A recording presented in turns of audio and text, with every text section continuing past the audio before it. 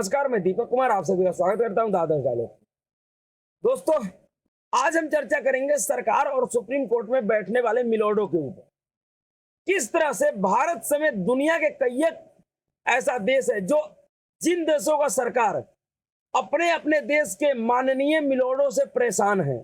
जी हाँ, भारत के परिप्रेक्ष्य में पहले बात करते हैं कि जब से नरेंद्र मोदी का सरकार इस देश में बना है, तभी से 2014 से ही नरेंद्र मोदी की सरकार और सुप्रीम कोर्ट में बैठने वाले मिलोडों के बीच में एक टकराव की स्थिति है। हर एक मौकों पे सरकार के हर एक फैसलों पे सुप्रीम कोर्ट ये दिखाने का कोशिश करता है कि सरकार के से ज्यादा पावरफुल हम हैं, हम ही सुप्रीम हैं। हम बिना हमारे सहमति का सरकार कुछ भी नहीं कर सकता है।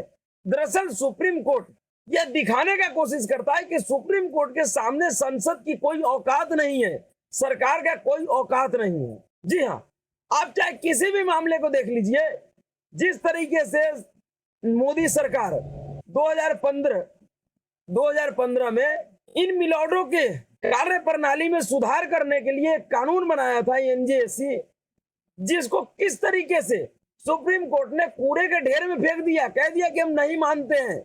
उसके बाद से लगातार सुप्रीम कोर्ट में बैठने वाले मिलोड सरकार के हर एक फैसलों के खिलाफ गया है और इन मिलोडों के व्यवहार से, इनके जैसे लोगों के व्यवहार से सिर्फ भारत ही नहीं, दुनिया के कई एक देश परेशान हैं। जिस तरीके से आप भारत में देखिए कि नरेंद्र मोदी सरकार के कई एक फैसला, जिसमें किसानों के लिए कानून जो बना था उस कानून को देख लीजिए, सीएए एनआरसी को देख लीजिए, कश्मीर से अनुच्छेद 370 हटने के इतने दिनों बाद भी सुप्रीम कोर्ट इस तरीके से उसमें सुनवाई करने को तैयार है।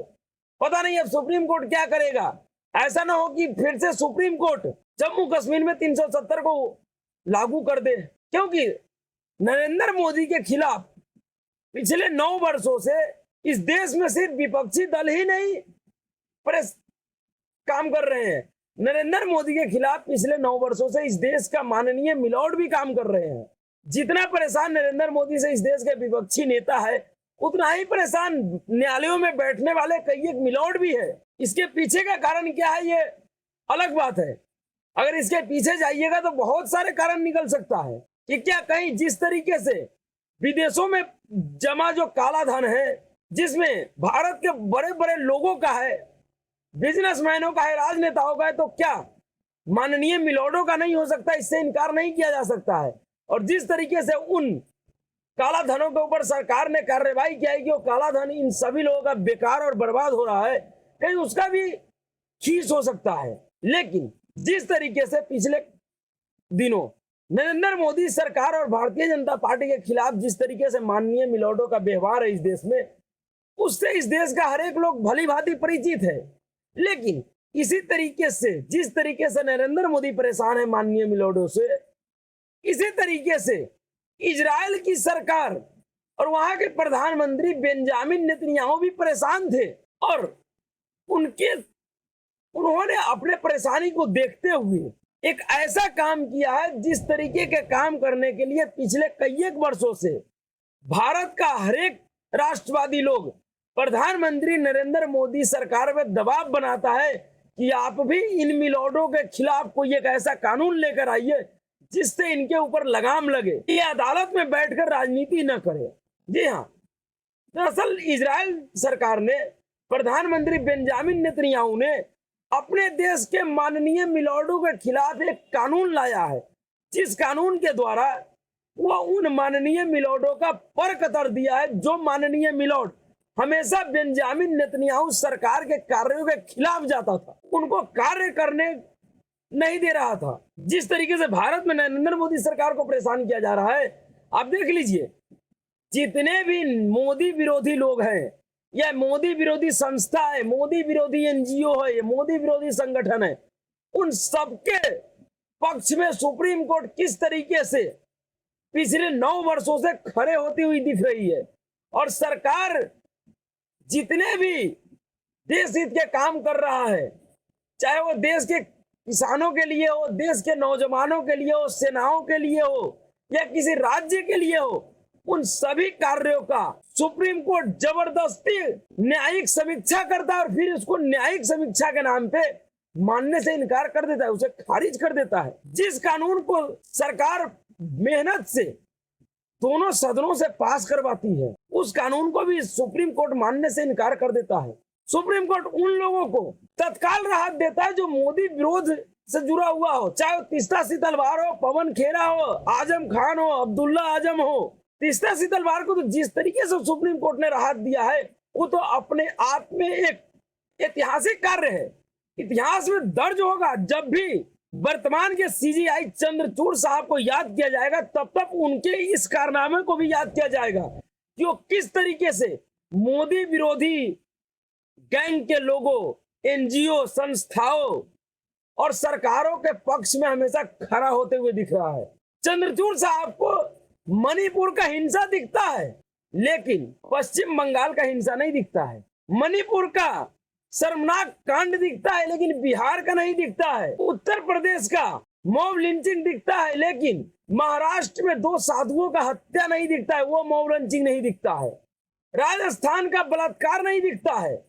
इसी तरीके से इजराइल के सरकार के खिलाफ भी वहां के माननीय मिलोड काम कर रहे थे और उसी पे लगाम लगाने के लिए इजराइल सरकार और प्रधानमंत्री बेंजामिन नेतन्याहू ने अपने देश में भयंकर विरोध होने के बावजूद न्यायिक बदलाव का एक कानून पारित कर दिया है, जिस कानून को 64-9 के हिसाब से पारित किया गया, यानी समर्थन में 64 वोट पड़े और विरोध में सिर्फ 9 वोट पड़े। इस तरीके से नरेंद्र मोदी की सरकार 2015 में माननीय न्यायालयों के बदलावों में कानून ला रहा था और सुप्रीम कोर्ट ने उसे खारिज कर दिया, फेंक दिया। अगर उसके बाद भी अगर सरकार हिम्मत दिखाती तो जरूर कामयाबी मिलता, लेकिन सरकार भी परिस्थिति को देखते हुए, षड्यंत्र को देखते हुए खामोश हो रह गई। लेकिन इसी नरेंद्र मोदी का दोस्त, भारत का एक परम मित्र इजराइल ने ऐसा करने से पीछे नहीं हटा। उन्होंने तमाम विरोध को झेलते हुए भी माननीय मिलोडों का पर कतरा है। उनका कहना है कि देश हित में माननीय मिलोडों का पर कतरना जरूरी था, क्योंकि दुनिया के कई एक देशों के माननीय मिलोड जिस उद्देश्य से वो अदालत में बैठते हैं, उस उद्देश्य से अलग जाकर वो अदालत में बैठकर राजनीति करते हैं, सरकार के विरोध में और विपक्षी दलों के साथ मिलकर काम करते हैं। और इसी तरीके से परेशान थे बेंजामिन नेतन्याहू। दरअसल उन्होंने जो कानून पारित किया, उस कानून के तहत उन्होंने जो सरकार के खिलाफ जो याचिकाएं सुप्रीम कोर्ट में दायर किया जाता था, उस पर पाबंदी लगा दिया कि सरकार के कार्यों के खिलाफ, खास करके जो देश हित से जुड़ा हुआ हो, उसके खिलाफ कोई याचिका दायर नहीं कर सकता है। उसमें किसी तरह का कोई उसका न्यायिक समीक्षा नहीं हो सकता है, जो भारत में भी बहुत जरूरी है। अगर भारत में इस तरीके का कोई कानून बनता तो आज इस देश का सुप्रीम कोर्ट 370 पे फैसला नहीं कर रहा होता। 70-75 हजार देश हित से जुड़ा हुआ मामला सुप्रीम कोर्ट में पेंडिंग है, उस पर सुनवाई करने के लिए सुप्रीम कोर्ट के मिलोडों को समय नहीं है। लेकिन 370 पे सुनवाई करने के लिए माननीय मिलोड संवैधानिक बेंच बनाकर सुनवाई कर रही है, जिस 370 के हटने से स्पष्ट फर्क दिख रहा है, लेकिन उस पर भी अपना टाइम खराब कर रहा है। हो सकता है कि सरकार के फैसले को सही ठहरा दे सुप्रीम कोर्ट, लेकिन इससे क्या होगा? ऐसे भी सरकार के पक्ष में माहौल है। सुप्रीम कोर्ट की सर्टिफिकेट का जरूरत नहीं है। इस देश के लोगों ने सरकार को सर्टिफिकेट दे चुका है कि उन्होंने 370 हटाकर सही किया है, देश हित के लिए किया है। फिर भी सुप्रीम कोर्ट उस पर अपना चौधराहट दिखाने का भरपूर प्रयास कर रहा है। जिस तरीके से दिल्ली मामले में सुप्रीम कोर्ट का रवैया है, उसको देखते हुए भी लग रहा है कि कहीं ना कहीं भारत सरकार को भी इजराइल सरकार के रास्ते पे चलना चाहिए। संजय मिश्रा ईडी के डायरेक्टर के मामले को देख लीजिए। सरकार कह रही है कि देश हित में हमें जरूरी है, संसद से कानून बना दिया, उसके बाद भी माननीय मिलोड कह रहे नहीं, हम संजय मिश्रा को नहीं मानेंगे। अरे संजय मिश्रा से आपको क्या दिक्कत है? राजनेताओं को हो सकता है कि उनके ऊपर कार्रवाई हो रही है, उनका जो काला धन है जब्त किया जा रहा है, लेकिन आपके ऊपर तो कार्रवाई भी नहीं हो रही मिलोड। आपका तो काला धन भी जब्त नहीं हो रहा है, फिर भी आप ईडी के डायरेक्टर से परेशान हैं। विपक्षी दलों के सुर में सुर मिलाकर चल रहे हैं। न्यूयॉर्क टाइम की एक रिपोर्ट के अनुसार तर्क संगतता के बारे में कहा गया है कि दरअसल इस कानून में माननीय मिलोडों के लिए बेंजामिन नेतन्याहू की सरकार ने स्पष्ट किया है कि जो तर्क संगतता का जो इनका एक उदाहरण होता है कि सरकार जो कानून बनाए वो तार्किक है या अतार्किक है, तार्किक है या नहीं है, इसी आधार पर माननीय मिलोट कानून को खारिज कर देता है कि ये तार्किक नहीं है। दरअसल तर्क संगतता के बारे में कहा गया है कि यह ऑस्ट्रेलिया, ब्रिटेन और कनाडा समेत कई न्यायिक व्यवस्थाओं की ओर से इस्तेमाल किए जाने वाला एक कानूनी मानक है। अगर कोई कोर्ट कहता है कि लिया गया फैसला प्रासंगिक कारणों पर विचार किए बिना या हर प्रासंगिक कारण को महत्व दिए बिना या अप्रासंगिक कारणों को बहुत ज्यादा अहमियत देकर लिया गया है तो कोर्ट उस निर्णय को अनुचित करार दे सकता है। नेतन्याहू की सरकार ने तर्क दिया है कि बदलाव से देश में लोकतंत्र को बढ़ावा देने में मदद मिलेगी। यह अनिर्वाचित न्यायाधीशों के मुकाबले निर्वाचित विधायकों को ज्यादा शक्ति देता है। सेम मामला वही है, यानी कि पूरी तरीके से इजराइल सरकार भी भारत सरकार और नरेंद्र मोदी के तरह ही परेशान है और परेशान होने के बाद उन्होंने माननीय न्यायालय में बैठे हुए न्यायाधीशों का पर कतरने के लिए कानून लाया है। जिस तरीके का एजेंडा भारत में अपनाया जाता है कि हम इसका कानूनी समीक्षा करेंगे कि ये कानूनी तौर पे सही है कि नहीं, तार्किकता के आधार पे सही है कि नहीं, तार्किक आधार पे फैसला लिया गया है या तार्किक है, उसी तरीके से इजराइल में भी खेल होता था कि सरकार कोई कानून बनाया, कोई नियम बनाया और उसके खिलाफ सुप्रीम कोर्ट में याचिका चला गया, सुप्रीम कोर्ट उसका न्यायिक समीक्षा करने के लिए बैठ गया तमाम मुद्दों को छोड़कर, और अंत में यह हुआ कि सुप्रीम कोर्ट उस कानून को खारिज कर दिया। सरकार का कोई मतलब नहीं रह जाता था, सरकार का मजाक बना दिया गया है।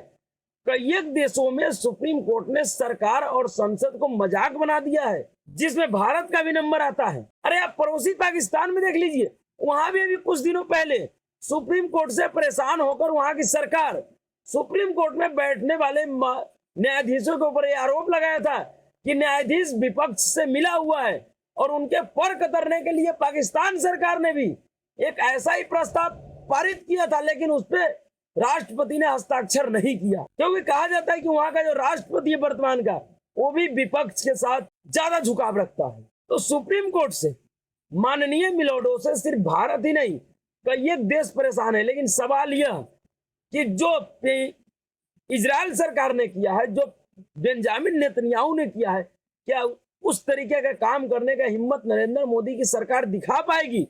और जिस तरीके से नरेंद्र मोदी की सरकार और खास करके प्रधानमंत्री नरेंद्र मोदी इस टाइम आक्रामक मूड में दिख रहा है, उसको देखते हुए लग रहा है कि 2024 चुनाव के बाद इजराइल सरकार के रास्तों पे चलते हुए भारत सरकार भी इन माननीय मिलोडों का पर जरूर कतरेगा, क्योंकि भारत सरकार के कार्य प्रणाली में माननीय मिलोडों का हस्तक्षेप का अति हो गया है। भारत सरकार का ऐसा कोई भी काम नहीं है जिसमें माननीय मिलोड हस्तक्षेप नहीं कर रहे हैं, सीधे सीधे सरकार को धमकी नहीं दे रहे हैं, जिससे इस देश में गलत संदेश जा रहा है कि क्या इस देश का कानून, संविधान जो ये कहता है कि देश में संसद ही सर्वोपरि है, क्या उसका कोई वैल्यू नहीं रह गया है? या देश के संसद के ऊपर, देश के राष्ट्रपति के फैसलों के ऊपर भी सुप्रीम कोर्ट अपना सुप्रीमेसी दिखाएगी? अगर ऐसा होता रहा तो यह देश हित में नहीं होगा। इसके लिए सरकार को प्रधानमंत्री बेंजामिन नेतन्याहू के रास्ते पे चलना ही पड़ेगा। सवाल यह है कि कब चलेगी, 24 से पहले या 24 के बाद, लेकिन चलना तो मजबूरी है भारत सरकार और नरेंद्र मोदी का। अगर नरेंद्र मोदी जी को इस देश को सुधारना है, इस देश के सिस्टम को सुधारना है, तो सबसे पहले इन माननीय मिलोडों को सुधारना पड़ेगा, माननीय मिलोडों के सिस्टम को सुधारना पड़ेगा। बिना इनको सुधारे देश को नहीं सुधारा जा सकता है। तो अभी के लिए इतना ही। अगर आपको वीडियो अच्छा लगा तो वीडियो को लाइक कीजिए, शेयर कीजिए और चैनल को सब्सक्राइब कीजिए। नमस्कार।